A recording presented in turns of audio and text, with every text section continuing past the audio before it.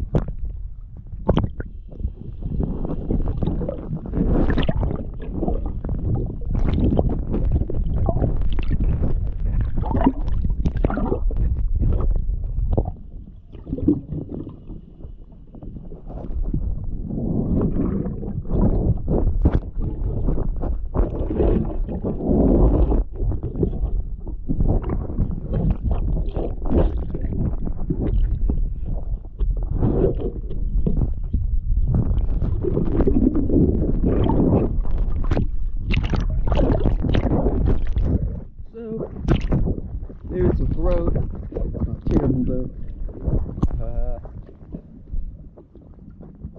The prop isn't too bad, light growth of the prop. Mostly just a lot of dirt on the hull, but not a lot of crazy growth. Not too bad. The zincs also don't look too bad. The rudder zincs may be getting a little low, but other than that, not too bad. Thank you.